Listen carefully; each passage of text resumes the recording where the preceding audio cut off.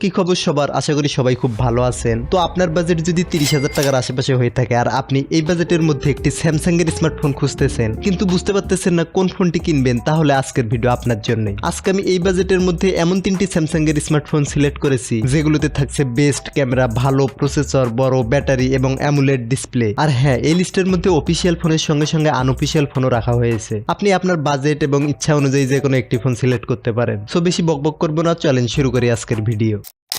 Number 3, তো আজকের লিস্টের 3 নম্বরে রেখেছি স্যামসাং গ্যালাক্সি M36 5G। ফোনটি বেশ পুরনো হলেও এখনো বাজেটের মধ্যে সেরা লিস্টেই থাকে। ডিজাইন, পারফরমেন্স, বিল কোয়ালিটি সবকিছুই বাজেট অনুযায়ী ব্যালেন্স। তো যারা অলরাউন্ডার পারফরমেন্সের ফোন খুঁজতেছিলেন তাদের জন্য এই ফোনটি বেস্ট হবে। ব্যাক সাইডটি প্রিমিয়াম প্লাস্টিকের বিল্ড, এছাড়া বেশ হালকা পাতলা একটি ফোন, 7.7 মিলিমিটারের থিকনেস, ওজনটা 197 গ্রামের আশেপাশে। বক্সি টাইপ, এই কারণে ইনহ্যান্ড ফিলটাও বেশ ভালো। ডিসপ্লেতে থাকছে 6.7 ইঞ্চির FHD প্লাসের সুপার অ্যামুলেট ডিসপ্লে, 120 হার্জের রিফ্রেশ রেট, এই কারণে স্ক্রোলিং, গেমিং এবং কন্টেন্ট ওয়াচিং সবগুলোই বেশ স্মুথ। এছাড়াও ডিসপ্লেটির কালার, স্যাচুরেশন, ব্রাইটনেস সবকিছুই ব্যালেন্স। আর হ্যাঁ, এটির প্রোটেকশনের জন্য কর্নিং গরিলা গ্লাস ভেক্টাস প্লাসের প্রোটেকশনও আছে, তবে একটু সমস্যা, সেটা হচ্ছে ড্রপ নস। এছাড়া সবকিছুই পারফেক্ট। ক্যামেরাতে রয়েছে 50 মেগাপিক্সেলের মেইন ক্যামেরার সাথে 8 মেগাপিক্সেলের আল্ট্রা ওয়াইড এবং 2 মেগাপিক্সেলের ম্যাক্রো সেন্সর, এবং ফ্রন্টে 13 মেগাপিক্সেলের সেলফি ক্যামেরা থাকছে। উভয় ক্যামেরা দিয়ে আপনি 4K 30 FPS এ ভিডিও রেকর্ড করতে পারবেন। সেই সাথে ফটোও বেশ দুর্দান্ত লেভেলের ক্লিক করতে পারে। কিছু স্যাম্পল দিয়ে দিচ্ছি, দেখে নেন। পারফরমেন্সের দিকে দেখলে এখানে ব্যবহার করা হয়েছে Exynos 1380। আন্তুতে স্কোর তো 6 লাখ প্লাস চলে আসে, বাট আপনি হেভি লেভেলের গেমিং করতে পারবেন না, এভারেজ গেমিং করতে পারবেন। BGMI 60 FPS এ গেম প্লে করা যায়। এছাড়াও ডেইলি লাইফে যে কাজগুলো আছে সেগুলো বেশি স্মুথলি করতে পারবেন। ব্যাটারিতে আছে 5000 mAh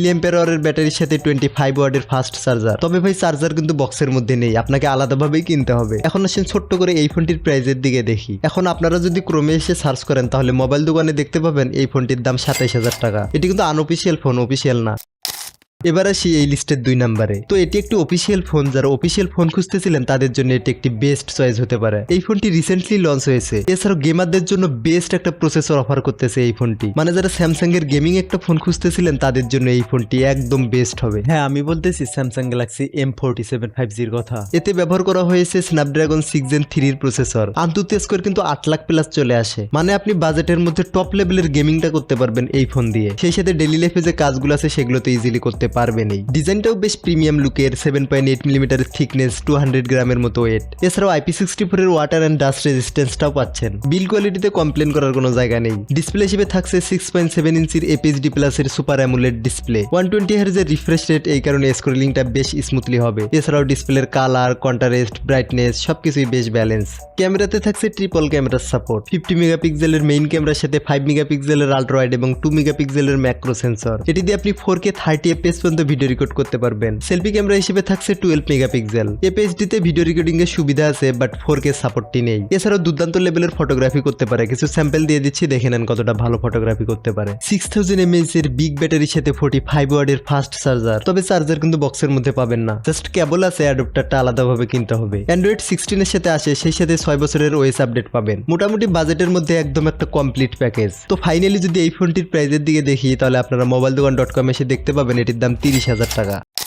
এবার আসি নেক্সট এবং নাম্বার 1 ফোনে। তো এই লিস্টে নাম্বার 1-এ রেখেছি স্যামসাং গ্যালাক্সি M56 5G কে। যারা হালকা পাতলা একটা স্লিমেস্ট ফোন খুঁজতেছিলেন তাদের জন্য এটি বেস্ট হবে। বেশ স্লিম এবং লাইট ওয়েট ডিজাইন, আর ব্যাকে থাকছে গ্লাস, এই কারণে ধরতে বেশ প্রিমিয়াম একটা ফিল আসে। থিকনেস মাত্র 7.2 মিলিমিটারের, আর ওয়েটটা হচ্ছে 188 গ্রামের মতন। ডিসপ্লেতে থাকছে 6.78 ইঞ্চির FHD প্লাসের সুপার অ্যামুলেট প্লাস ডিসপ্লে, 120 হার্জের রিফ্রেশ রেট, এই কারণে স্ক্রোলিংটা তো বেশ স্মুথলি হবেই। সেই সাথে ডিসপ্লেটির বেজেল এবং সিন খুবই ন্যারো। কন্টেন্ট ওয়াচিং বা মুভি দেখা সবগুলোই বেশ একটা প্রিমিয়াম ফিল পাবেন। ক্যামেরাতে থাকছে 50 মেগাপিক্সেলের মেইন ক্যামেরার সাথে 8 মেগাপিক্সেলের আল্ট্রা ওয়াইড এবং 2 মেগাপিক্সেলের ম্যাক্রো সেন্সর। এটি দিয়ে আপনি 4K 30 FPS পর্যন্ত ভিডিও রেকর্ড করতে পারবেন। ফ্রন্টে আছে 12 মেগাপিক্সেলের সেলফি ক্যামেরা, এটিতেও 4K সাপোর্ট থাকছে। এছাড়াও দুর্দান্ত লেভেলের ফটোগ্রাফি কিন্তু করতে পারে। কিছু স্যাম্পল দিয়ে দিচ্ছি, দেখে নেন। পারফরমেন্সের দিকে দেখলে এখানে ব্যবহার করা হয়েছে Exynos 1480। আন্তুতে স্কোর কিন্তু 8 লাখের আশেপাশে চলে আসে। এটি দিয়ে আপনি প্রপারলি গেমিং এবং ডেইলি লাইফে যে কাজগুলো আছে সেগুলো বেশ ইজিলি করতে পারবেন। গেমিং করতে গেলে একটু হিডিং ইস্যু ফেস হতে পারে, এছাড়া সবকিছুই ঠিকঠাক আছে। ব্যাটারিতে থাকছে 5000 mAh এর ব্যাটারির সাথে 45 ওয়াটের ফাস্ট চার্জার। বরাবরের মতো এখানেও বক্সের মধ্যে কোনো অ্যাডাপ্টার পাবেন না, জাস্ট একটা কেবল থাকবে। অ্যান্ড্রয়েড ভার্সন 15 এর সাথে আসে 6 বছরের OS আপডেট সহ। মোটামুটি বাজেটের মধ্যে ঠিকঠাকই আছে। তো ফাইনালি যদি এই ফোনটির প্রাইজের দিকে দেখি তাহলে আপনারা mobiledokkan.com এসে দেখতে পাবেন এটি যে আনঅফিসিয়াল ভেরিয়েন্টটি আছে এটির দাম 30,000 টাকা। তবে অফিসিয়ালটি নিতে গেলে আপনাকে খরচ করতে হতে পারে 50K প্লাস টাকা।